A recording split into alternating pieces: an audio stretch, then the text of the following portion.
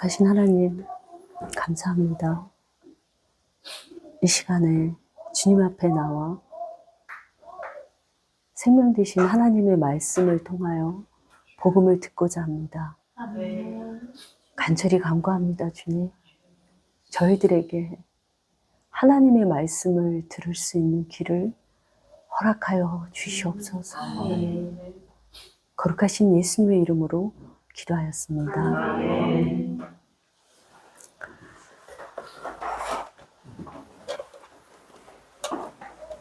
저번에 제가 좀 늦게 끝내드려가지고 오늘은 찬양을 조금 일찍 끝내달라고 말씀을 드렸어요. 네. 반갑습니다.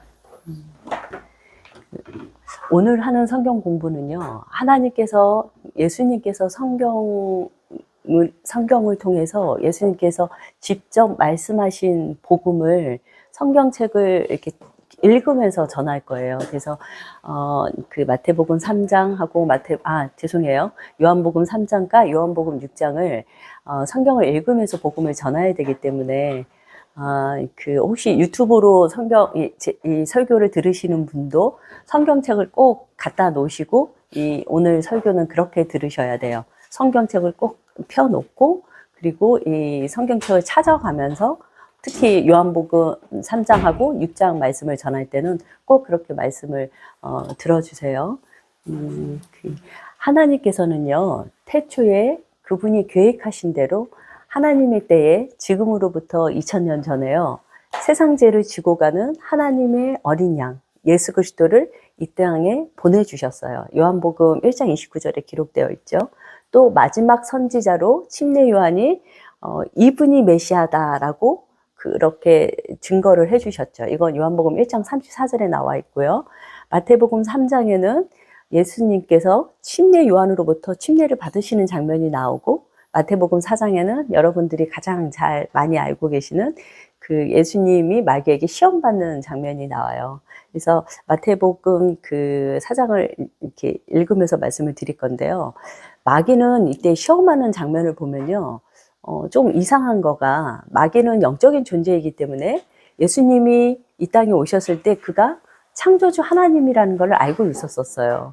근데 어떻게 그가 창조주 하나님이시고 왕으로 오셨는데도 불구하고 예수님이 또 완전한 사람으로 하늘에서는 창조주 하나님, 정말 가까이 갈 수도 없는 그 크신 하나님이신데, 그 크신 하나님께서 완전한 인간으로 오신 거예요. 그러니까 사탄은 이 세상에서 자기가 지금 왕 노릇을 하고 있었기 때문에 완전한 인간으로 오신 그 예수님을 잘하면 아담과 하와를 속이고 자기의 것으로 만들어버린 것처럼, 자기에게 순종하게 만든 것처럼, 하나님도 완전한 육체로 오셨기 때문에 내가 한번 잘 이렇게 시험하면 그렇게 할 수 있겠다라고 착각을 한 거죠. 그렇지만 예수님은 완전한 인간으로 오셨지만 또 그분은 완전한 창조주 하나님이시죠.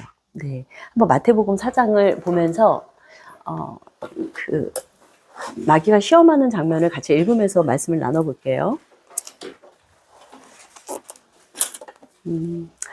예수님께서 성령에 이끌려서 마귀에게 시험을 받으러 광야로 가셨고요. 거기서 40일 동안 밤낮을 금식하고 줄이시게 됐어요. 그래서 시험하는 자, 즉 다시 말씀드리면 마귀가 예수께 나와 이런 이야기를 해요. 가로되 내가 만일 하나님의 아들이여든 명하여 이 돌들이 떡덩이가 되게 하라 라고 이야기를 해요. 그러니까 예수님께서 그 말씀을 들으시고 뭐라고 말씀하시냐면요, 기록되었을 때 사람이 떡으로만 살 것이 아니요 하나님의 입으로 나오는 모든 말씀으로 살 것이니라 하시니라 라고 이야기를 해요. 사람은 동물이 아니에요. 영적인 존재예요. 동물은 어떻게 살든 악한 일을 하든 어떤 일을 하든 죽으면 끝이지만 사람은 영적인 존재예요. 그래서 동물처럼 살면 안 돼요. 더군다나 우리들은 하나님께서 부르신 자들이에요. 하나님이 사람을 영적으로 만드시고 또 그 많은 사람들 중에서 우리는 하나님께 부르심을 받은 자들이죠. 그래서 우리는 동물처럼 또는 세상 사람들처럼 본능적으로 살면은 안 돼요. 모든 삶의 기준이 하나님의 말씀이어야 되는 거죠. 그러면 죄의 기준도 하나님의 말씀이 기준이 되어야 돼요. 그래서 세상 사람들이 이거는 죄가 아니야. 그냥 모든 사람들이 다 이거는 이렇게 늘 해왔던 거야. 그냥 관행이야. 괜찮아.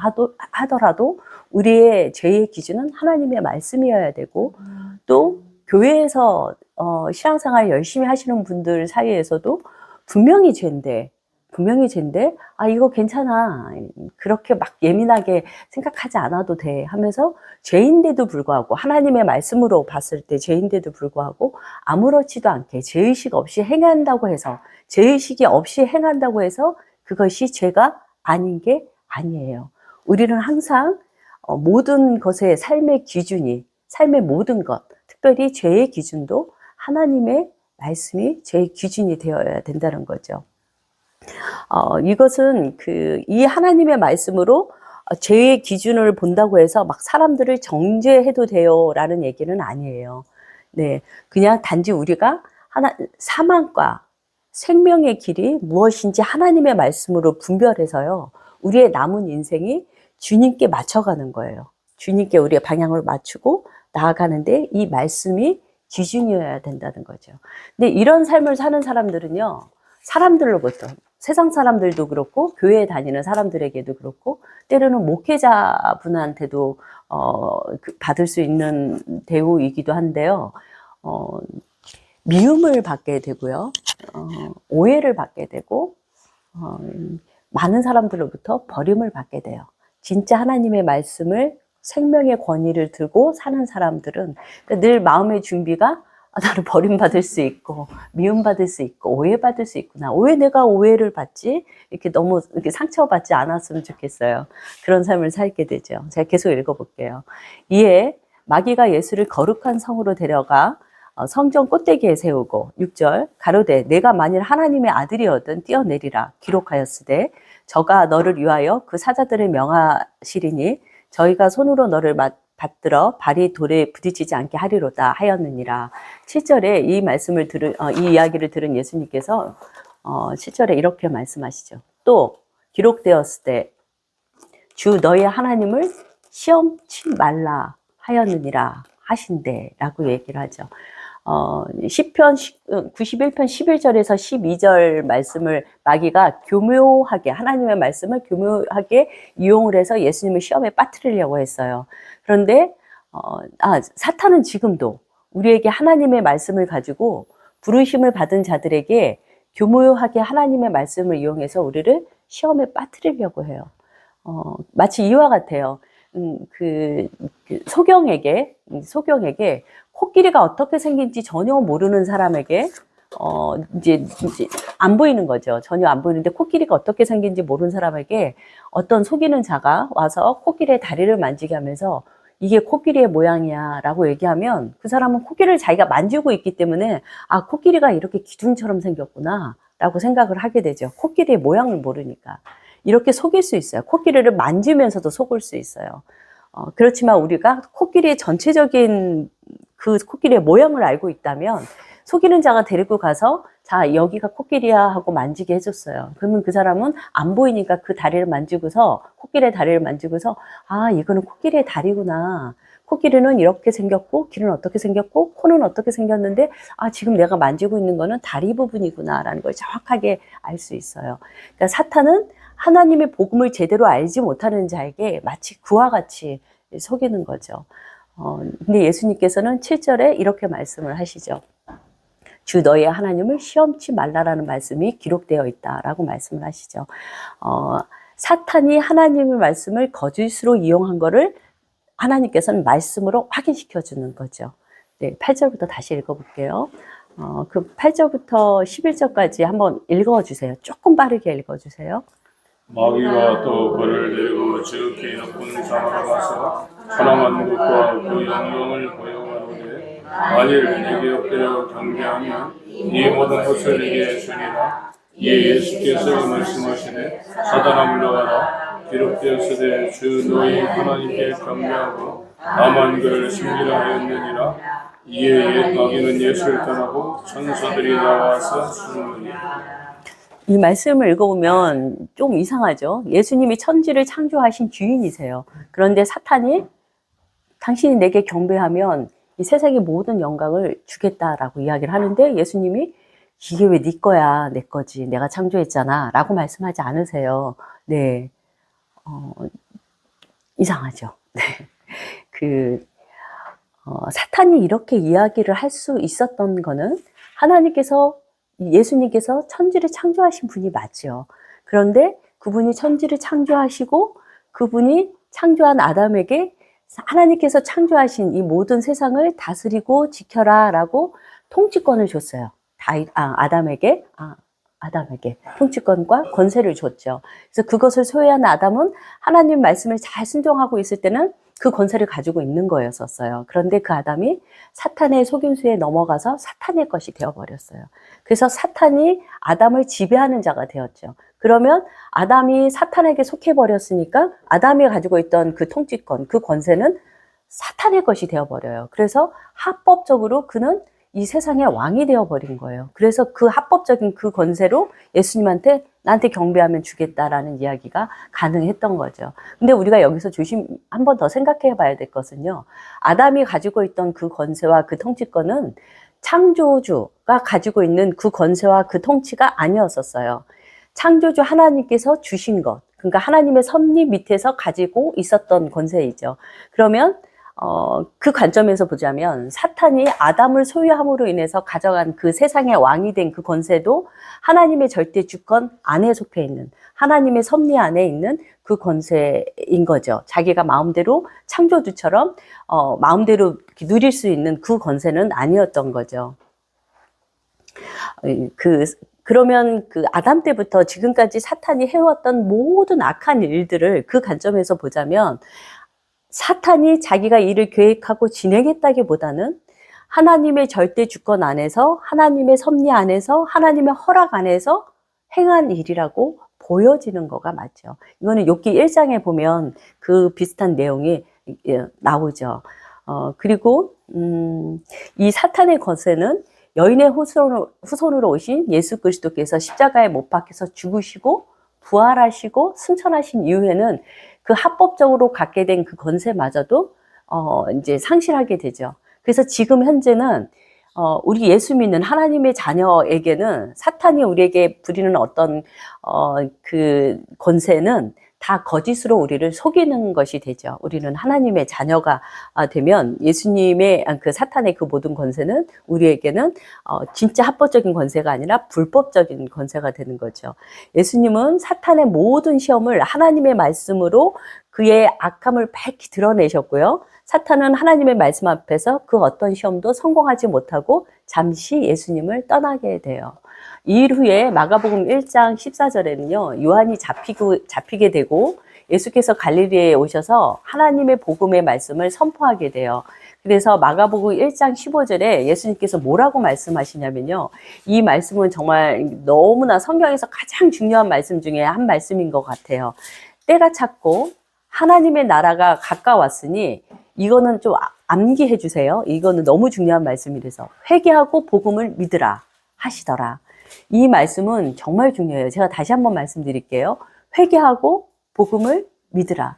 이거는 예수님의 제자가 하신 말씀이 아니라 우주 만물을 창조하신 창조주 예수님께서 성육신 하셔서 이 땅에 오셔서 그분이 직접 복음을 전하신 거예요. 뭐라고 전하셨냐면 나를 믿고 구원받아라 이렇게 말씀하시기 전에 회개하라 라고 말씀하셨어요. 진짜 복음을 믿기 위해서는, 정말 예수님을 바르게 믿기 위해서는 회개하고 복음을 믿어야 된다는 거죠. 이것이 하나님이 전하신 복음이니까 이것이 기준이어야 되는데, 지금 교회에서 전하고 있는 복음은 예수 믿어라, 예수 믿으면 구원받는다 라고 이야기를 하죠. 그러면 회개를 빼고서 예수를 믿는다는 거는 진짜로 믿는, 예수님의 말씀하신 참 복음이 아닌 거죠. 그러면 이거는 회개를 빼고 예수 믿고 구원 받으세요 라는 얘기는 가짜 복음인 거죠. 예수께서는 이렇게 복음을 전하시면서요, 갈릴리 바다에서 이제 제자들을 부르기 시작하셨어요. 이제 시몬과 그의 동생 안드레도 부르고, 그리고 조금 더 길을 가시다가 세베대의 아들 야고보, 요한도 부르시게 되죠. 그들은 그 모든 것들을 다 내려놓고 예수님을 쫓아가게 돼요. 그리고 예수님께서는 안식일에 곧바로 회당에 들어가셔서 이제 말씀을 가르쳤고, 사람들은 그 가르침을 들으면서 굉장히 놀라게 돼요. 왜냐하면 율법학자들하고는 너무나 다르게 권세 있게 말씀을 전하셨기 때문에. 그러니까 이렇게 많이 배웠거나 아니면은 막 본인이 스스로 막 권위 있게 얘기하려고 해서 전해져서 얻을 수 있는 그런 권세가 아니라 창조주 하나님이기 때문에 나올 수 있는 그 권세를 사람들이 느낀 거예요. 그것을 본 거죠. 예수님은 또 해당에 가셔서 악한 귀신을 내어 쫓고, 그 귀신을 내어 쫓는 장면들을 보고 사람들이 많이 놀래서 예수님에 대한 소문이 이제 많이 퍼지게 됐어요. 그리고 예수님은, 많은 병자들을 고치죠. 나병 환자도 고치고, 또 그 앞을 보지 못하는 시각 장애인도 고치고, 혈우병 환자들도 고치시죠. 그리고 또 죽은 자도 예수님은 살려주시죠. 예수님 앞에 병을 가지고 온 사람들 중에서 한 사람도 고침을 받지 못하고 그냥 돌아가는 사람은 없어요. 왜냐하면 예수님은 창조주 하나님이시니까 그러셨죠. 어느 날 밤에 니고데모라는 유대인의 관원이 있었는데요. 그 사람이 밤에 예수님을 찾아가는 장면을 한번 성경을 읽으면서 말씀을 드려볼게요. 요한복음 3장 2절이요.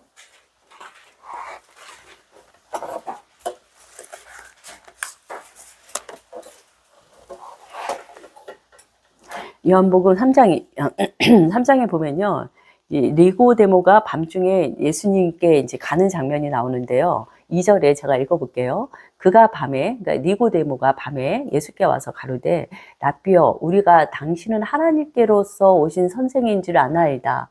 하나님이 함께 하시지 아니하면 당신이 행하시는 표적을 아무도 할 수 없음이니이다. 라고 이야기를 해요. 예수께서 대답하여 가라사대, 다 지금 성경을 보고 계시죠? 네, 봐주세요. 제가 읽을게요. 3절, 요한복음 3장 3절. 예수께서 대답하여 가라사대, 진실로 진실로 내게 이르노니 사람이 거듭나지 아니하면 하나님의 나라를 볼 수 없느니라. 하나님의 나라를 본다는 건 영생한다는 얘기예요. 생명을 얻는다는 얘기예요. 영원히 산다는 얘기예요. 하나님의 나라를 본다는 이야기는. 그런데 하나님의 나라를 보기 위해서는, 영생하기 위해서는 거듭나지 아니하면, 거듭난다는 이야기는 위에서 다시 태어난다는 이야기잖아요. 새 사람으로 바뀐다는 이야기잖아요. 영생하기 위해서는 반드시 위에서 다시 태어나야 된다. 새 사람이 돼야 된다. 거듭나야 된다라고 예수님이, 창조주 하나님께서 말씀하셨어요. 우리의 복음의 기준, 우리의 신앙의 기준은 대형교회의 어떤 목사님의 설교가 기준이어서도 안 되고, 어떤 신학 교수님의 성경 강의가 기준이 되어서도 안 되고, 오직 하나님의 말씀이 기준이어야 돼요. 그래서 지금 요한복음 3장과 이따가 요한복음 6장을 읽을 건데, 예수님께서 복음을 어떻게 전하셨는지 이것을 이렇게 정신을 똑바로 차리고 한번 깊이 이렇게 하나님의 그 은혜를 사모하는 마음으로 들으셔야 돼요. 거듭나지 아니하면 하나님의 나라를 볼 수 없다. 영생에 들어갈 수 없다. 그러니까 4절에 니고데모가 이렇게 이야기를 해요. 니고데모가 가로되, 사람이 늙으면 어떻게 날 수 있삼나이까? 두 번째 모태에 들어갔다가 날 수 있삼나이까? 그러니까 예수님은 영적인 이야기를 하고 있는데 니고데모는 육적인 이야기를 하고 있죠. 그러니까 예수님께서 이렇게 말씀하세요. 진실로 진실로. 이거는 예수님께서 너무나 중요하기 때문에 강조해서 말씀하시는 거죠. 진실로 진실로 내게 이르노니 사람이 물과 성령으로 나지 아니하면 하나님의 나라에 들어갈 수 없느니라. 진실로 진실로. 너무 중요한 거예요. 하나님의 나라에 들어가려면, 너희들이 영생을 하려면 물과 성령으로 거듭나야 돼. 다시 태어나야 돼. 물과 성령으로 라고 말씀하셨어요. 그래서 그러면 이 물과 성령이 주는 의미가 무엇일까요? 이 물이라는 이야기는 그 사람들이 뭐 여러 가지로 이야기를 하기도 해요. 근데 우리는 물 따로, 성령 따로 이렇게 이야기하기보다는 하나로 보면 될 것 같아요. 마치 그 성령으로 말미암아 하나님의 절대 주권으로 침례가 주는 그 상징적인 의미처럼 예수 그리스도와 함께 물에 잠길 때 옛사람은 죽고 그리스도와 함께 다시 물속에서 나올 때 옛사람은 죽고 장사 지내고 그리스도와 함께 새 사람이 돼서 연합이 돼서 다시 나오는 거, 물 밖으로 다시 나오는 이 침례가 주는 그 의미, 그것을 이야기해요. 이 물은. 그러니까 이 물만 가지고 그게 가능한 게 아니라 성령으로 말미암아 이 일이 가능한 거예요. 그러니까 물과 성령은 한 가지를 이야기하는 거죠. 성령으로 말미암아 그 침례의 의미처럼 옛사람이 장사 지내고 성령으로 말미암아 물속에서 나올 때 예수 그리스도와 함께 다시 연합되어지는 거. 그래서 다시 태어난 사람을 이야기하죠. 그럼 에베소서 5장 26절에는요. 이런 말씀이 있어요. 물에 대한 이야기가 나왔는데 여기는 좀 다른 의미로 이야기하고 있어요. 안 찾으셔도 괜찮아요. 이거는 네, 안 찾으셔도 괜찮은데요. 에베소서 5장 26절에요. 그냥 요한복음 3장에 펴놔주세요. 성경책 펴놔주시고요. 26절에 물로 씻어 말씀으로 깨끗하게 하사 이런 이야기가 나와요. 제가 지금 3장 6절에 물과 성령은 장사 지내는 겁니다. 침례가 주는 의미입니다. 라고 말씀을 드렸는데 똑같은 물인데 예배소서 5장 26절에는 물로 씻어 라는 이야기가 있어요. 그러면 여기서 말하고 있는 물로 씻어와 물이 같은 물인데 글씨는 같은 물인데 내용이 다르잖아요. 이거는 우리가 어떻게 보면 되냐면요. 예수님께서 이런 말씀을 하신 적이 있어요. 목욕한 자는 요한복음 13장 10절에 목욕한 자는 발만 씻으면 된다. 몸을 다 씻을 필요가 없다. 발만 씻으면 된다는 말씀이 나오는데 예배소서 5장 26절에 물로 씻어 이 말씀은 발을 씻는 걸 얘기해요. 이 사도 바울이 이 얘기를 하실 때요, 아내와 남편에 관한 이야기를 할 때, 예배소서 5장 26절의 말씀에 보면, 물로 씻어 이 말씀을 했을 때, 아내와 남편에 관한 이야기를 할 때, 이 이야기를 해요. 다시 얘기하면 자범죄를 얘기할 때 이야기해요. 그래서 물로 씻는다. 이거는 자범죄를 이야기하고 있고요. 그러면 지금 우리 물과 성령 말씀드렸던 이 침례가 주는 의미를 말씀드렸던 이 물은 목욕하는 자를 얘기하는 거죠. 내 온몸이 목욕되어져야 된다는 거죠. 예수 그리스도와 함께 장사 지내지는 거를 이야기하는 거죠. 물과 성령은 그 의미를 가지고 있어요. 6절을 한번 볼게요. 3장 6절. 육으로 난 것은 육이니, 육에서 나오는 모든 것들은 육이래요. 이 되게 중요한 말씀인데요. 육으로 난 것은 육이니, 이게 다 무슨 말이냐면, 육으로 난 것은 사망입니다. 라고 얘기하는 거예요. 육, 사망. 사망을 얘기하잖아요. 성경에서 육체를 얘기할 때 사망을 의미하잖아요. 육으로 난 것은 육, 사망이래요. 그러니 내 안에서 내가 육체로 어느 날 복음을 전하는 자에게 복음을 듣고 그 복음을 믿게 됐어요. 복음을 믿고 저 복음을 들으니까 이해가 됐어요. 그렇구나. 그래서 내가 마음을 믿게 됐고 제 안에 감정이 있으니까 우리 드라마 보고도 눈물 흘리잖아요. 슬픈 드라마 보면 내 안에 감정이 있으니까 그 복음이 이해가 되니까 내 감정에 반응이 와서 눈물도 났어요. 그래서 내가 예수님을 믿기로 마음을 정하고 회개도 하고 또 세례나 침례를 받기도 했어요. 그러나 이거는 육에서 시작해서 육으로 끝난 거예요. 그러니까 이거는 사망이래요. 내가 예수님을 인지하고 그것을 내 마음에 받아들이고 어떤 행위를 했어도 육에서 난 거는 다 육이래요. 그리고 뭐라고 말씀하시냐면 그러면 생명은 뭐냐면 성령으로 난 것만, 그러니까 성령의 일시적인 어떤 감동이 아니에요. 성령으로 난 것은 영이니. 6절 말씀을 보면 성령으로 새로 태어나야지 그것이 영이야 라고 얘기해요. 여기서 영이라는 얘기는 요한복음 6장 63절에 보면 영이요 생명이니 라는 말씀이 나와 있어요. 영이요 생명이니. 즉 여기서 말하는 이 영은 생명을 얘기해요. 다시 읽어드릴게요. 육으로 난 것은 육이요. 네가 육체 안에서 하나님을 인지하고 네가 고백했던 어떤 일시적인 어떤 감동, 이 모든 것들은 다 사망이야. 그러면 생명은 뭐냐? 성령으로 새로 태어난 것만 생명이야.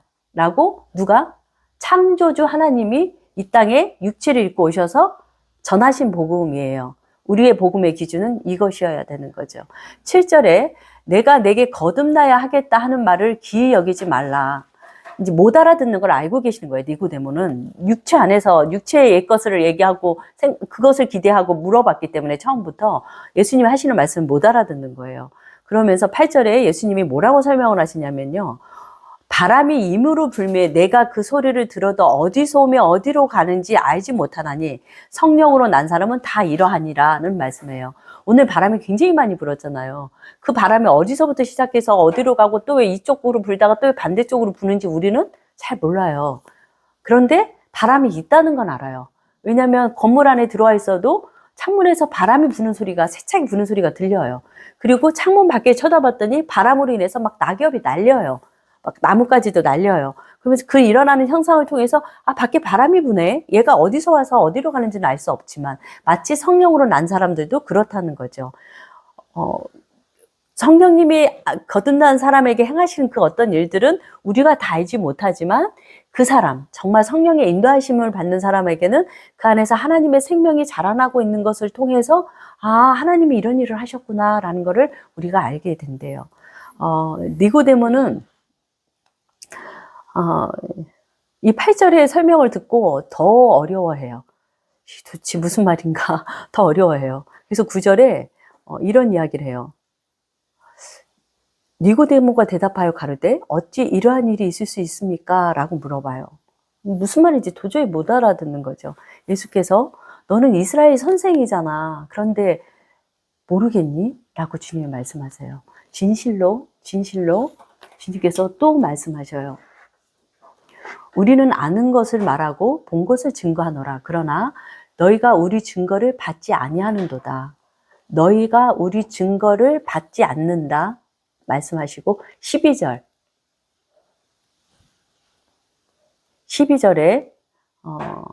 내가 땅의 일을 말하여도 너희가 믿지 아니하거든 하물며 하늘의 일을 말하면 어떻게 믿겠느냐. 증거를 받지 않는다고 말씀하셨고 믿지 않는다고 말씀하셨어요. 마태복음 11장 27절에 보면 이런 말씀이 나오세요. 이런 말씀이 있어요. 아들의 소원대로 계시를 받은 자 외에는 아버지를 아는 자가 없느니라 라는 말씀이 있어요. 아들의 소원대로 계시를 받은 자가 아버지를 안대요. 그러니까 아들의 소원대로 계시를 받은 자, 그 계시를 받은 자가 증거를 받을 수 있고 믿을 수 있다는 거예요. 계시를 받지 않은 사람은 내가 아무리 그 증거를 받고 싶고 내가 아무리 믿고 싶어도 믿을 수 없다는 거죠. 아들의 계시를 받지 않은 사람은 이것을 받을 수 없고 믿을 수 없다라고 니고데모에게 얘기해 줘요. 그러니까 니고데모가 못 알아듣는 게 바로 이것이었던 거죠. 13절에 하늘에서 내려온 자, 곧 인자 외에는 하늘에 올라간 자가 없느니라 라고 이야기하죠. 14절 이 말씀을 하시고 예수님께서 갑자기 모세가 광야에서 뱀을 든 것 같이 인자도 들려야 하리니 라는 말씀을 하세요. 이건 민수기 21장 9절에 나와 있는 말씀인데요. 이 니고데모는 선생이에요. 그래서 구약을 잘 알고 있었던 사람이에요. 그래서 예수님이 이 놋뱀, 불뱀 이야기를 딱 하면 이 사람은 다 알고 있어요. 그 내용을. 그래서 내가 불뱀에 물린 사람이라는 것을 알고 내가 이제 곧 죽겠구나. 이 두려움과 공포에 쌓여 있던 사람이 놋뱀을 바라보면 산대. 그래서 그 믿음을 가지고 놋뱀을 바라본 그 사건을 니고데모는 너무나 잘 알고 있어서 놋뱀, 불뱀 이 얘기만 하면 그게 딱 연상이 되는 거예요. 그래서 예수님이 14절에 그 말씀을 하시는 거죠. 예수께서 그 놋뱀 색감을 통해서 우리가 얼마나 비참한 자이고 우리가 어떤 존재인지를 놋뱀을 쳐다본 것만으로 우리가 어떤 행위를 한 게 아니라 그 믿음을 가지고 쳐다본 것만으로도 그 구원을 받는 것을 그 니고데모가 그거를 인지할 수 있게 이야기를 하시면서 인자도 나도 그렇게 들릴 것이다 라고 이야기를 해주죠. 근데 니고데모는 계속 이해를 못하게 되죠. 계속 말씀을 읽어볼게요. 이는 15절, 16절은 정말 유명한 말씀인데요. 16절은 거의 우리가 암기하고 있는 말씀이죠.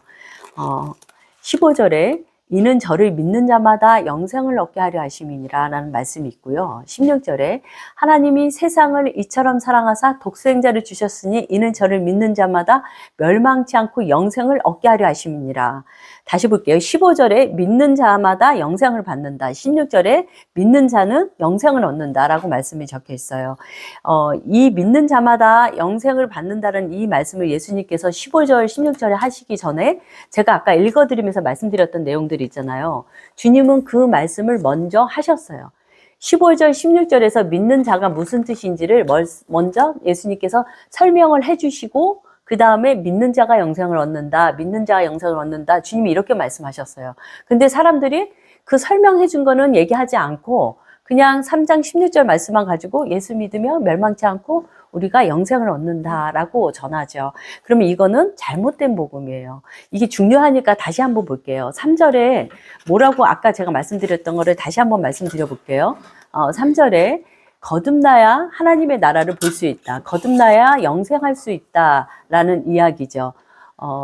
즉 믿는 자는 거듭난 자라라는 의미고요. 또 5절에도 아까 말씀드린 것처럼 물과 성령으로 난 자, 다시 태어난 자가 영생할 수 있다라고 이야기했고요. 또 6절에 보면 육으로 난 것은 육이요, 성령으로 난 것은 영생이다라고 말씀하셨죠. 그러니까 성령으로 난 자만이 영생할 수 있다. 즉 다시 말하면 성령으로 난 자만이 믿는 자다라는 이야기죠. 그리고 아까 그 14절에 광야에서 뱀을 든 것 같이라는 말씀을 드렸잖아요. 내가 얼마나 비참한 존재이고 이젠 곧 죽을 수밖에 없는 존재라는 것을 그 비참한 존재를 안 사람, 그 사람이 믿음을 가지고 저 녹뱀을 바라보면 살 수 있어 라고 믿음을 가지고 바라보는 그 믿음. 내가 전적으로 타락한 존재야. 난 영원히 죽은 존재야 라는 것을 알고 그것을 믿고 바라보는 그 사람이 갖는 그 믿음이 바로 우리 15절, 16절에서 얘기하고 있는 그 믿음인 거죠. 그래서 우리는 반드시 요한복음 3장 16절의 복음을 전하기 위해서는 요한복음 3장 3절, 5절, 6절, 14절의 말씀을 반드시 전해서 여기서 얘기하고 있는 15절, 16절에서 얘기하고 있는 그 믿음이 어떤 믿음인지를 먼저 가르쳐 줘야 돼요. 이것을 전하지 않고 그냥 16절만 전하면 이거는 다른 복음이고 잘못된 복음이죠. 육으로 난 것은 육이라고 이야기했던 그런 복음이 되어버리는 거죠. 그래서 우리는 반드시 그 전에 주님께서 이 믿음을 뭐라고 이야기했는지를 전해야 되는 거죠.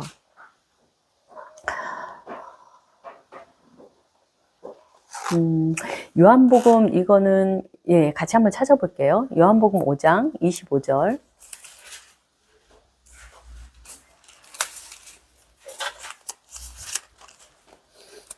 요한복음 5장 25절에는요. 이런 말씀이 나와요. 중간쯤에 죽은 자들이 하나님의 음성을 들을 때가 오나니 곧 이때라. 우리는 태어날 때부터 아담의 후손이기 때문에 영적으로는 죽은 상태로 태어나요. 그것이 부모가 아무리 잘났고 아무리 대단하신 부모라고 하더라도 세상에 태어나는 모든 사람들은 영적으로 죽어있는 상태로 태어나죠. 그래서 아무도 하나님을 인지할 수가 없어요. 하나님을 느낄 수도 없고 그의 음성을 들을 수도 없어요. 그런데 요한복음 5장 25절에 죽은 자들, 그렇게 죽어서 태어난 자들이 하나님의 음성을 들을 때가 오나니 곧 이때라 라는 이야기를 하세요.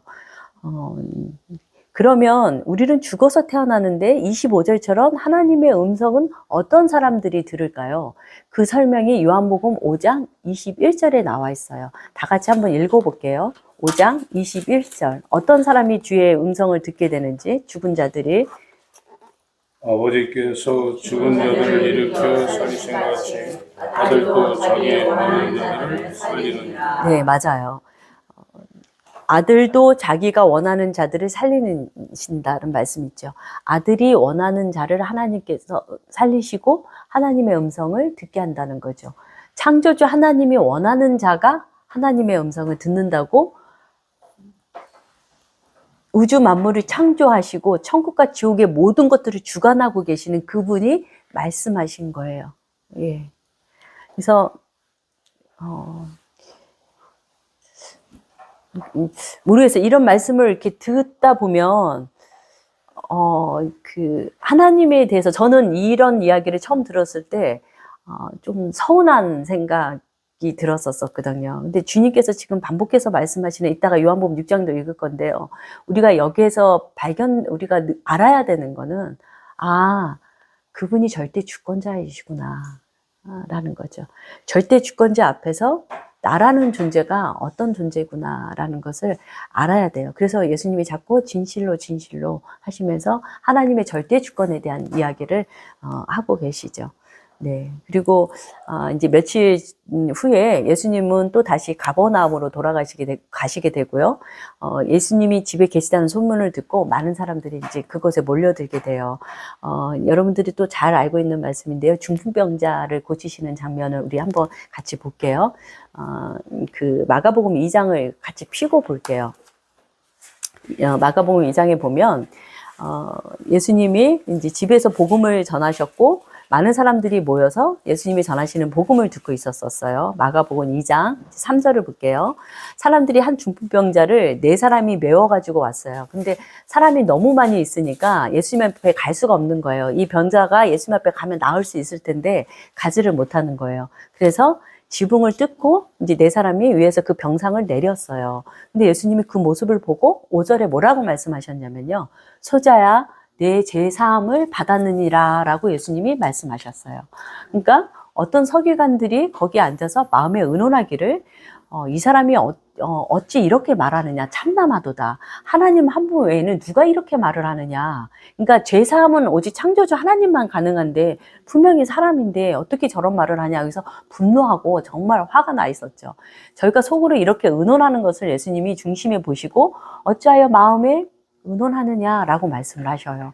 그래서 주님께서 9절에 뭐라고 말씀하시냐면 중풍병자에게 내 죄사함을 받았느니라 하는 말과 내가 일어나 상을 가지고 걸어가라 하는 말 어느 것이 더 쉽겠느냐라고 물어보세요. 저도 물어볼게요. 어느 게 더 쉬워요? 중풍병자에게 내 죄사함을 받았느니라 라고 말씀하시는 것과 그 뉘어서 왔던 그거를 들고 일어나서 내 발로 걸어가 라고 얘기하는 것 중에서 어떤 게 더 쉬울까요? 1번이 쉬울까요? 2번이 쉬울까요? 네. 근데, 보세요. 내 죄의 사함을 받았느니라고 말씀하시는 거는 오직 창조주 하나님만이 하실 수 있는 거예요. 우리가 할 수 있는 게 아니에요. 또 2번째, 중풍병자에게 내 상을 들고 일어나 걸어가라 라고 말씀하셨어요. 이 중풍병자의 이 말씀은 그때 당시에는 지금도 중풍병이 아주 위험한 병이지만 그때 당시에는 중풍병자는 창조주 하나님 외에는 그 병이 치료가 안 돼요. 더군다나 여기서는 뭐 어떤 약을 쓸게, 내가 어떻게 치료할게가 아니에요. 그러니까 약이나 치료 없이 말씀으로 일어나서 걸어가. 이거는 창조주 하나님만이 가능한 거예요. 그러니까 뭐가 쉽고 뭐가 어렵고가 아니에요. 다시 말씀드리면 이거는 창조주만 하실 수 있는 거예요. 이 2가지 다. 우리 인간에게는 불가능해요. 2가지 다. 그러니까 어떤 게 쉬운 거가 없어요.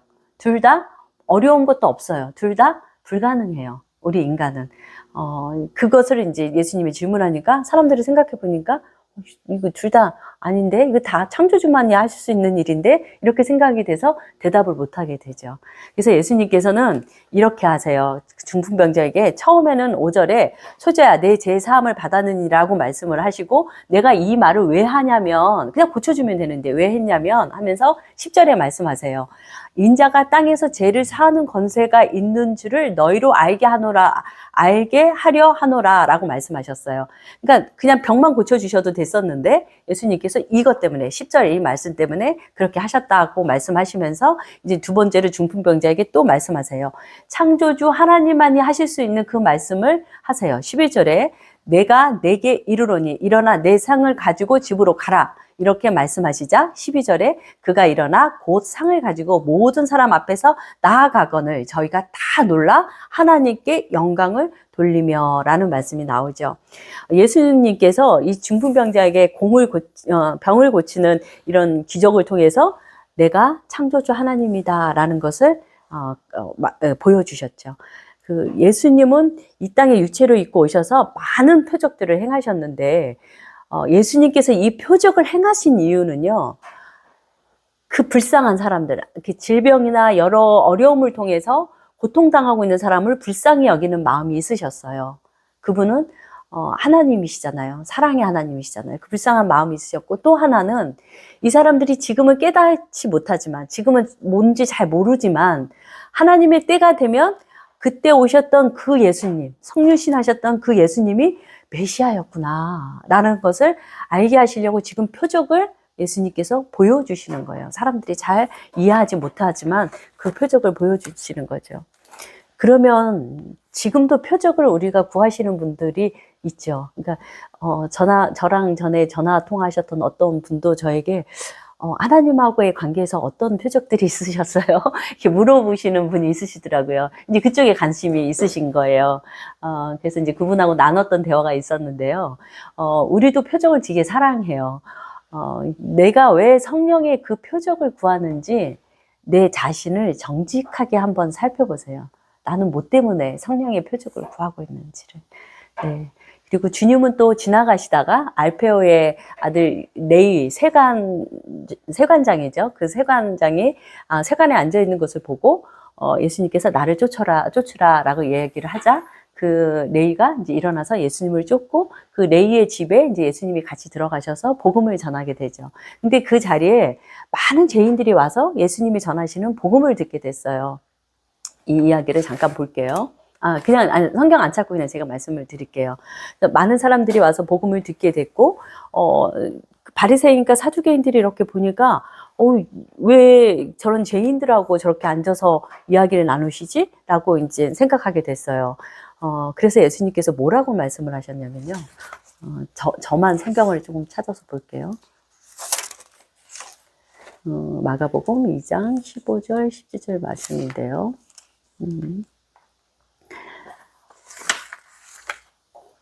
17절에 건강한 자에게는 의원이 쓸데없고 병든 자라야 쓸데가 있다라고 주님께서 그렇게 말씀을 하셔요.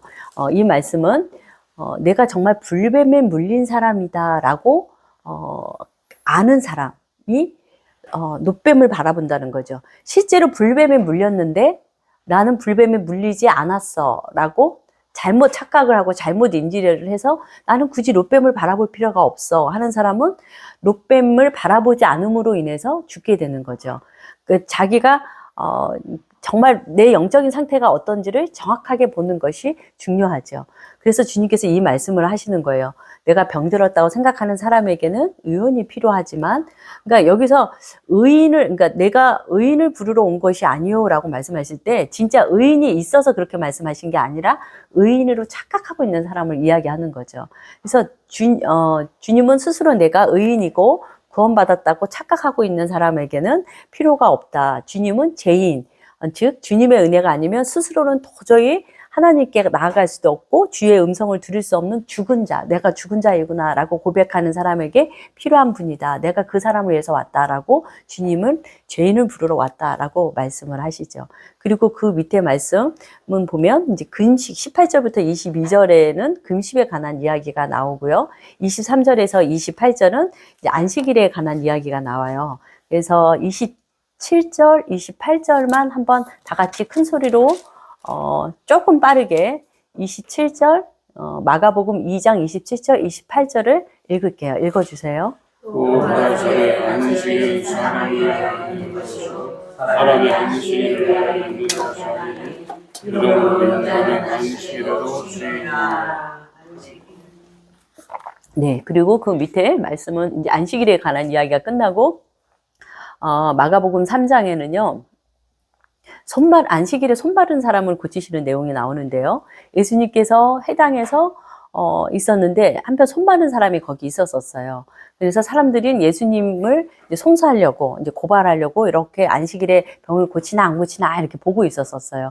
그런데 하나님의 율법에 안식일을 거룩히 지키라고 말씀하셨던 그 율법에는 안식일에 병을 고치는 게 죄야라고 하지 않으셨어요.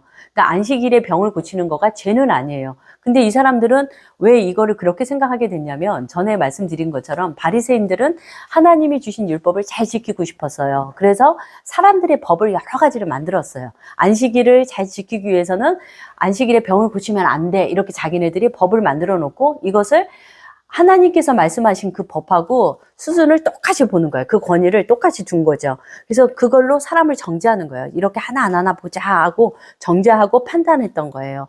그 마음으로 또 예수님을 바라본 거예요. 예수님의 안식일을 범하나 범하지 않나 보자 이렇게 하고서 쳐다보고 있었을 때에 예수님은 우주 만물을 창조하신 창조자예요. 그래서 율법의 본질이 뭔지를 누구보다도 정확히 알고 계신 분이시죠. 그래서 그 본질을 얘기하신 거예요. 4절 한번 큰 소리를 읽어주세요. 저에게 이시되 안식일에 성령을 향하는 것과 악을 향하는 것, 생명을 구하는 것과 죽이는 것 어느 것이 옳으시니 너희가 선포하노라. 네, 예수님께서 안식일의 본질이 무엇인지에 대해서 말씀하시고 그리고 병을 고쳐주셨어요. 그러니까 바리새인들이 너무 화가 난 거예요. 그래서 6절에 보면 헤롯 왕과 함께 예수님을 어떻게 죽일까 하고 의논하게 돼요. 헤롯 당원들은요. 헤롯을 지지하고 로마를 지지했던 사람이라서 바리새인들하고 거의 원수지간이었었어요. 그런데 이 헤롯 당보다 예수님이 더 싫은 거예요. 그래서 예수님을 죽이기 위해서 헤롯 당원들하고 의논을 하기 시작을 한 거죠. 그렇게 예수님이 싫었던 거죠. 13절부터는요, 그 다음에 이제 나오는 말씀이 이제 예수님이 제자를 세우는 내용이 이렇게 나오게 되죠. 13절에는.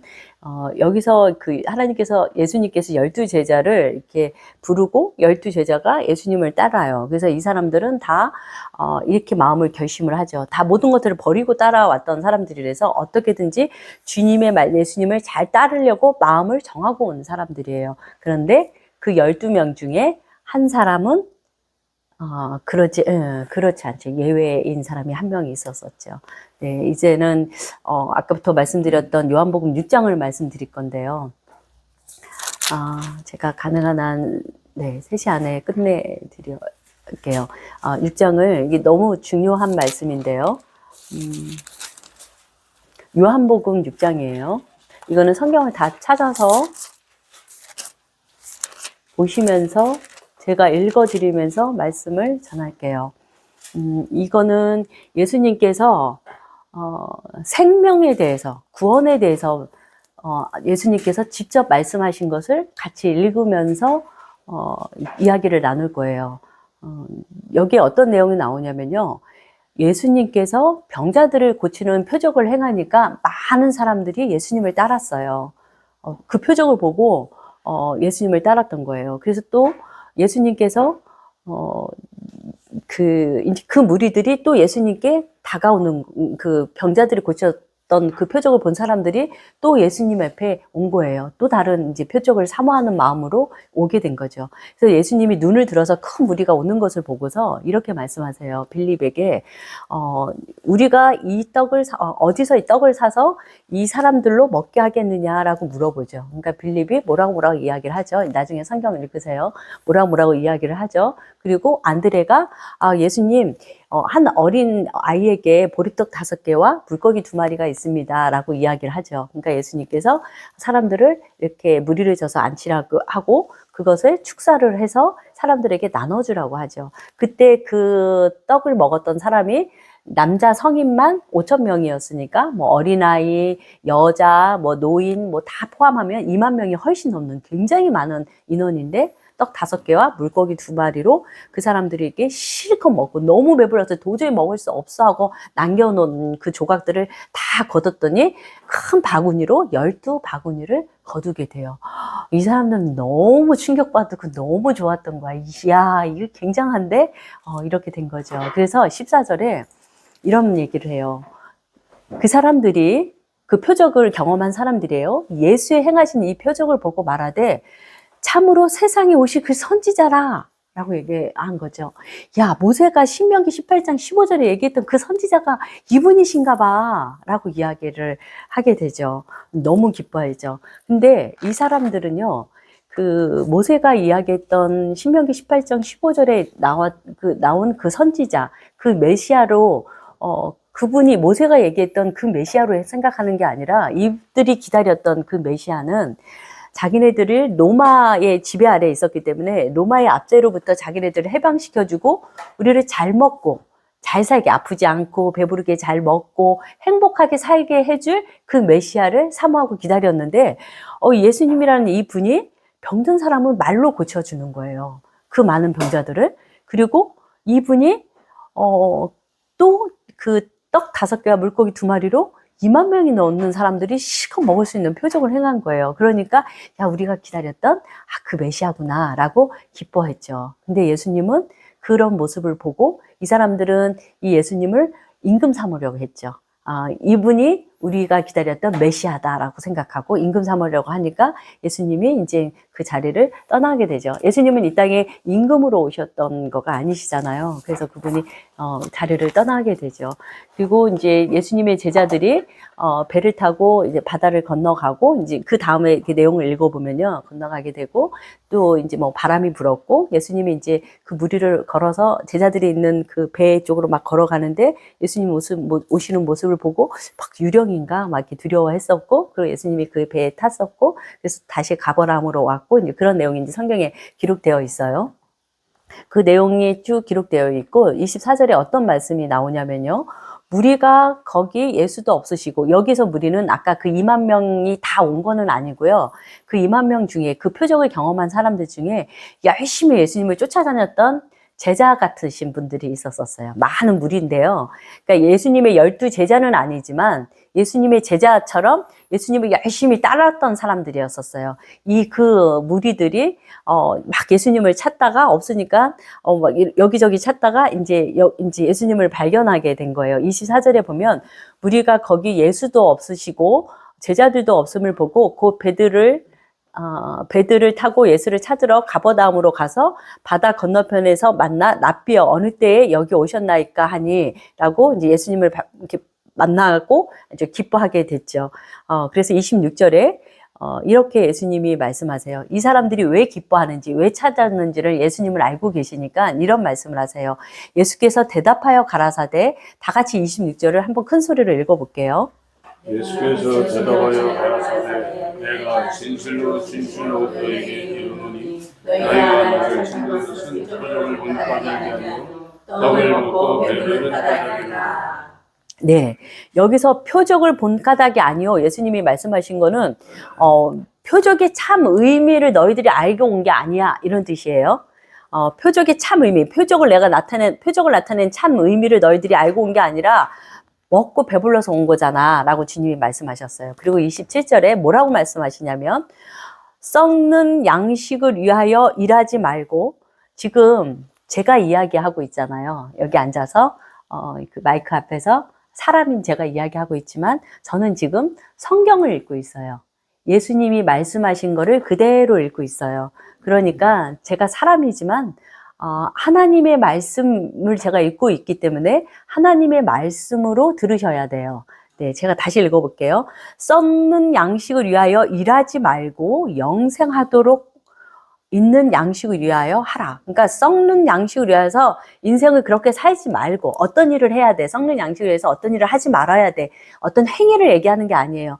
삶을 그렇게 살지 말고 영생하도록 있는 그런 삶을 위해서 살아야 돼 라고 예수님이 말씀하시면서, 이 양식은 인자가 너희에게 줄 거야. 너희들이 뭘 해서가 아니라 영원한 양식을 사모하면서 살아라. 그건 내가 줄 거야. 너희들이 찾는다고, 니네들이 얻는다고 가질 수 있는 게 아니야 라고 주님이 말씀하셨어요. 근데 이 이야기를 들은 그 무리들, 열심히 예수님을 쫓아다녔던 그 무리들이 우리가 어떻게 해야 하나님의 일을 해요? 라고 행위를 또 물어봐요. 그랬더니 예수님이 뭐라고 말씀하셨냐면 29절에 하나님의 보내신 자를 믿는 것이 하나님의 일이야. 너희들이 뭔가를 하는 것이 아니라 예수님을 믿는 거, 하나님이 보내신 자, 예수가 양식을 주시는 분이라는 것을 믿는 것이 하나님의 일이야 라고 사실을 그대로 이렇게 말씀을 하셨어요.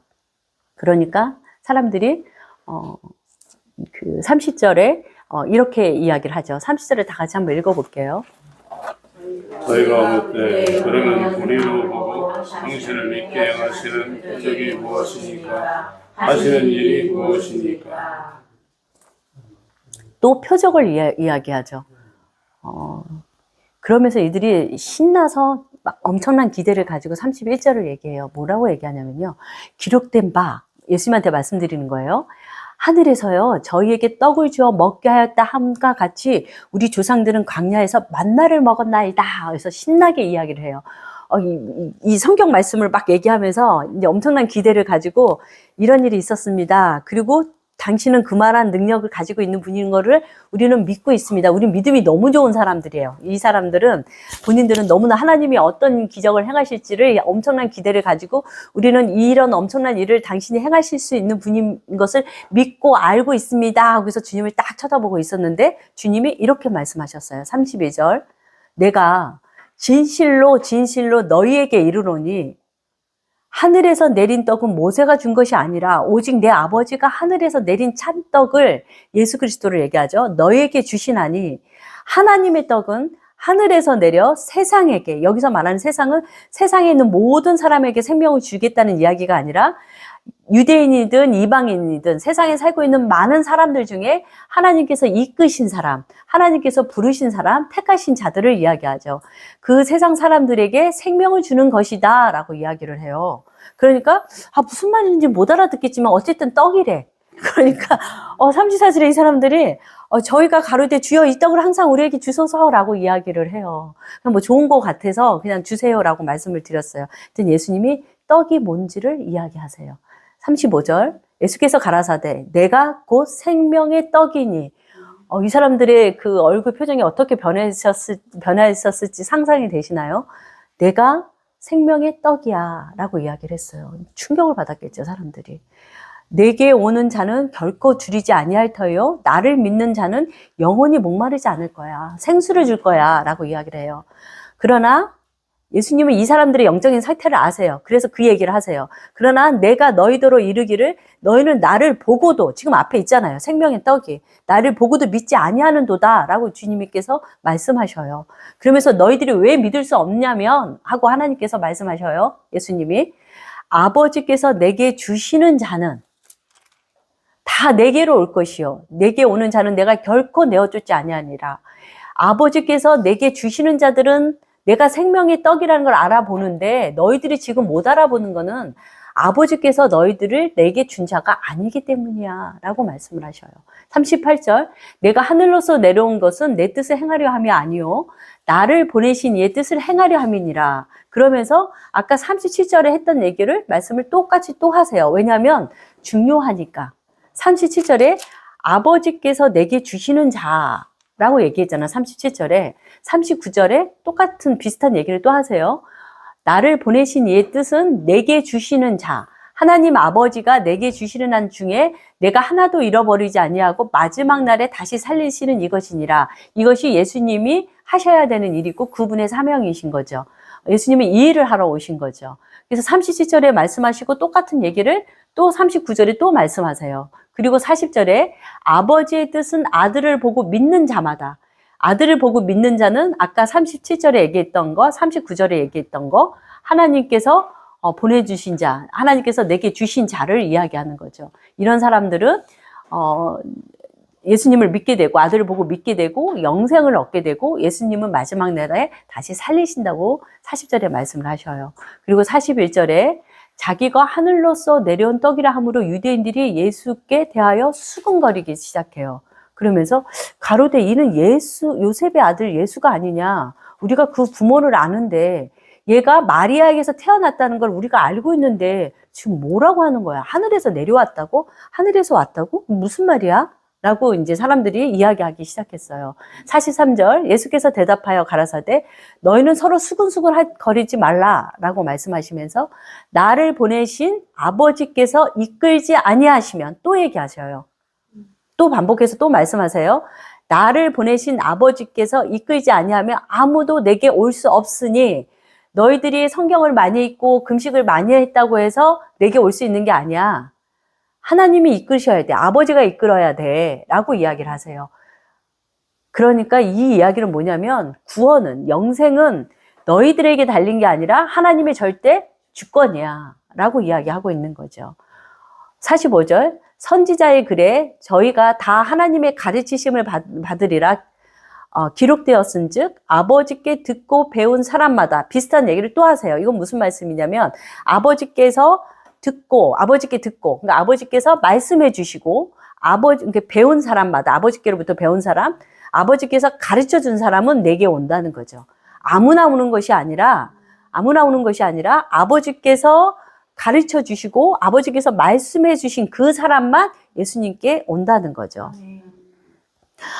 이는 아버지를 본 자가 있다는 것이 아니라 오직 하나님에게서 온 자만 아버지를 보았느니라 라는 그 말씀을 하셨던 거죠. 지금 제가 읽었던 그 말씀은요, 다시 말을 하자면 하나님께서 이끄신 자가 있고 하나님께서 듣게 해주시고 가르쳐 주신 것이 있다면, 하나님께서 예수님께 보내준 자가 있다는 것은 그렇지 않은 사람이 있다는 거죠.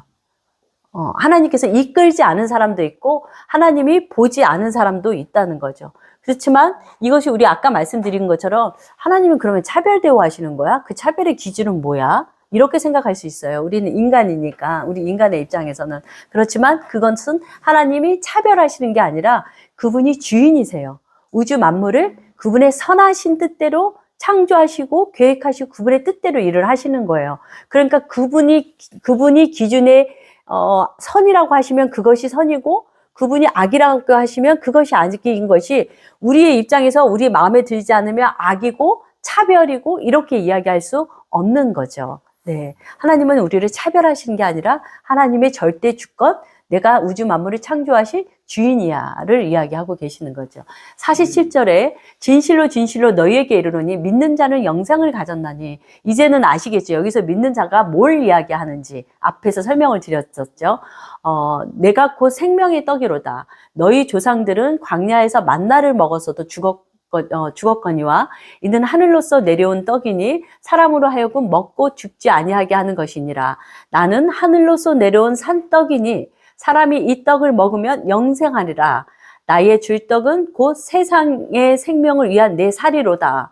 그러니까 기가 막힌 거죠. 이 사람들은 지금 뭐 예수님이 하시는 말씀을 다 무슨 말인지 못 알아듣는데 이제는 살 얘기를 하고 있어요. 예수님의 살 이야기를 하고 있는 거예요. 그래서 뭐야, 이제 이렇게 충격을 받게 된 거죠. 그래서 서로 다투었다라고 성경은 기록되어 있는데, 이제 다투었다는 이 의미를 이렇게 보시면 될 것 같아요. 참다가 예수님 하시는 말씀을 못 알아듣는 거가 참다가 이제 화가 나는 거죠. 뭐야, 살? 이제 이런 상황이 된 거죠. 다투어 가로되 이 사람이 어찌 능히 제 살을 우리에게 주어 먹게 하겠느냐. 이렇게 이야기를 하자 예수님께서 내가 진실로 너희에게 이르노니 인자의 살을 먹지 아니하고 인자의 피를 마시지 아니하면 너희 속에 생명이 없느니라 라고 얘기하시고, 54절 내 살을 먹고 내 피를 마시는 자는 영생을 가졌고 마지막 날에 내가 그를 다시 살리리라. 내 살을 먹고 내 살이 찢기고 내 피를 마시고 내 피가 쏟아지고 어디죠? 십자가죠. 네, 예수님의 살을 먹고 예수님의 피를 먹는 그 장소가 십자가예요. 십자가. 그분은 대속물로 오셨어요. 우리 구약 배웠었잖아요. 어린 양, 대속물로 이 땅에 오신 거예요. 그래서 십자가에서 그분의 살을 찢으실 거고 그분의 피를 쏟으실 거예요. 우리가 그 살을 먹고 그 피를 마시는 자. 다시 말씀드릴게요. 예수님의 십자가에서 못 박혀 죽으실 때는 그는 의로운 분이시라서 죽으실 이유가 없으신데 내 죄를 그분이 가져가셨어요. 정가하셔서 내 죄를 가져가셔서 그분이 십자가에 못 박혀서 죽으신 거예요. 그러니까 나의 옛사람은 십자가에 못 박혀 죽은 거죠. 내 죄가 십자가에 못 박혀 죽고 그분은 죽으셨고 죄에 대해서 완전히 죽으셨고 그리고 3일 만에 부활하시고 승천하셨어요. 그러니 그분의 그 의가 내게 전가되어지는 거. 그것이 예수님의 살과 피를 내가 먹고 마셔서 영생하는 것을 이야기하는 거죠. 그러면서 다시 26절에 뭐라고 말씀하시냐면 내 살을 먹고 내 피를 마시는 자는 내 안에 거하고 나도 그 안에 거하느니라. 예, 그러면서 57절에 다 같이 한번 읽어봐 주세요. 살아계신 아버지께서 나를 보내시매 내가 아버지를 위하여 사는 것 같이 나를 먹는 그 사람도 나를 위하여 사니라. 이것은 58절 하늘에서 내려온 떡이니 조상들이 먹고도 죽은 그것과 같지 아니하여 이 떡을 먹는 자는 영원히 살리라. 이 말씀을 예수께서 가버나움 회당에서 가르치실 때 하셨느니라. 60절 제자 중, 여기서 제자는 12제자가 아니라 아까 그 무리들, 배를 타고 예수님을 찾았던 그 무리들이에요. 여럿이 듣고 말하되 이 말씀은 어렵도다. 누가 들을 수 있느냐 한데 예수께서 스스로 제자들이 이 말씀에 대해서 수군거리는 줄 아시고 가라사대 이 말이 너희에게 걸림이 되느냐? 그러니까 이 사람들이 원하는 대로 되지 않고 걸리는 거야, 이 말씀이, 복음이. 그러면 너희가 인자의 이전 있던 곳으로 올라가는 것을 볼 것 같으면 어찌하려느냐라고 이야기하죠. 63절. 살리는 것은 영이니 육은 무익하니라. 살리는 것은 영이니 육은 무익하니라. 육은 사망이다. 육 안에서 나오는 모든 것.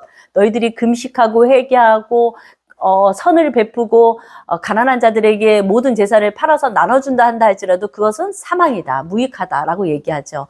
너희에게 이른 말이 영이요 생명이다. 여기서 63절에 이른 말이 영이요 생명이라. 이 이른 말이라는 것은 지금 제가 성경을 읽으면서 여러분들한테 말씀드렸던 이 내용을 이야기하는 거예요. 내가 지금까지 얘기했던 이 모든 얘기, 그것이 영이고 이게 생명이야. 이게 구원이야. 이게 영생하는 거고 이것이 하나님의 나라에 들어가는 거고 이게 참 복음이야. 이게 진짜 복음이야. 이것을 전하지 않고 그냥 우리가 예수를 믿기로 마음을 정했다고 해서 구원받았다고 전하고 있어? 그거는 불법이야. 그래서 너희들이 아무리 열심히 신앙생활 해도 하늘나라 와서 예수님 앞에 와서 예수님 저 왔어요 해도 나는 너를 모른다. 불법을 행한 자들아 나를 떠나라 라고 이야기를 하신다는 거죠. 그러면 이 63절에 내가 너희 그 이른 말을 제가 아까 그 한 20분 정도 말씀드렸던 거를 짧게 다시 말씀드리면 예수께는 아무나 올 수가 없어. 내가 절대 주권자야. 그래서 아버지께서 이끈 자, 예수께 보내주신 자, 그 사람들만 하나님께 올 수 있어. 그 사람들만 예수님의 살과 피를 먹고 마시고 예수가 내 안에, 내가 예수 안에 거하는 그런 영생을 얻게 돼라고 주님께서 말씀하신 그 말씀. 내가 절대 주권자야. 니네들이 뭔가를 해서 구원받을 수 있는 게 아니야. 이것이 이 말이 63절 지금 제가 말씀드린 이 말이 영이요 생명이다 라고 말씀하신 거죠. 지금 교회에서 이렇게 복음을 전하고 있나요? 하나님이 절대 주권을 이야기하고 있나요? 그리고 우리가 하나님의 절대 주권 앞에서 전적인 타락한 존재, 죽은 존재, 하나님을 찾을 수 없는 종교 행위는 할 수 있지만 참 생명을 소유할 수 있는 사람이라고 소유할 수 없는 존재라고 전적으로 타락해서 우리가 아무리 금식을 40일 금식을 자주 하고 정말 내 재산을 다 팔고 내 몸을 불사르게 내어줘도 육으로 난 것은 사망이라고 이렇게 교회에서 가르치고 있나요? 구원은 하나님의 절대 주권 안에 들어있는 거라고 교회에서 지금 그렇게 가르치고 있나요? 그러면 교회에서 99%의 교회에서 그렇게 가르치고 있으면 많은 교회에서 그렇게 가르치고 있으니까 그것이 참 복음인가요? 아니에요. 복음의 기준은 하나님께 있어요. 그분이 심판주이기 때문이에요. 그래서 우리는 주님이 뭐라고 말씀하시고 있는지를 보셔야 돼요. 모든 사람들이 다 죄가 아니라고 하더라도 우리는 성경 말씀이 기준이어야 되는 거죠. 네, 68절, 69절, 71절까지 다 같이 한번 읽어볼게요. 시몬 베드로가 대답하여 주여 영생을 주위 계시네 우리가 네게 나오리까 우리가 주는 하나님의 거룩하신 것을 믿고였었나이다. 예수께서 대답하시고 내가 너희 열두를 택하지 아니하느냐 그러나 너희 중에 한 사람은 말씀하시니 이 말씀은 바로 시몬의 아들 유다를 가리키시니라. 저는 열둘 중에 하나로 예수를 발사하라. 네, 제가 66절, 67절을 먼저 읽었어야 되는데 죄송해요. 제가 한번 읽어볼게요. 이러므로 제자 중에 많이 물러가고 아까 그 무리들이요 예수님을 복음을 듣더니 다 떠나가요. 빛이 확 비쳐버리니까 예수님이 복음을 진짜 복음을 전하니까 빛이 확 비쳐버리니까 그 빛에 속하지 않은 사람들은 다 떠나가 버린 거예요. 이것이 교회에서 해야 되는 역할이고 복음을 전하는 자들의 역할인 거죠. 참 빛, 예수 그리스도의 참 복음을 전해야 되는 거죠. 그래서 그들은 다 떠나가죠. 그리고 12 제자에게 예수님이 너희들 떠나느렸냐 하고 물어보니까 예수님께서 아까 여러분들이 읽으셨던 그 고백을 하는 거죠.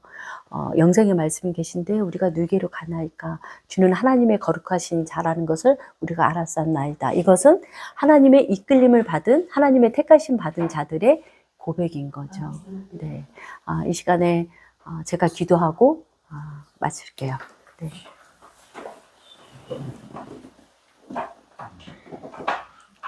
너희도 가려느냐? 주여, 생명의 복음의 말씀을 이 시간 주님의 은혜로 들었습니다. 이 시간에 우리에게 주님, 너희도 가려느냐? 주님 저에게 물어보신다면, 하나님 저희들은 영생의 말씀이 주께 있으므로 주님을 떠나지를 원치 않습니다. 그러나 우리가 괴로운 것은 하나님께서 우리를 이끄지 아니하시면 내가 주님 앞에 머무를 수 없다는 것을 알기에 우리의 마음이 힘들고 괴롭고 아픕니다. 주님, 우리의 영혼을 불쌍히 여겨 주시옵소서. 절대 주권자이신 주님의 그 주권으로 우리를 끝까지 지키시고 인도하여 주시기를 간절히 원합니다. 우리를 불쌍히 여겨 주시옵소서. 거룩하신 예수님의 이름으로 기도하였습니다. 아멘.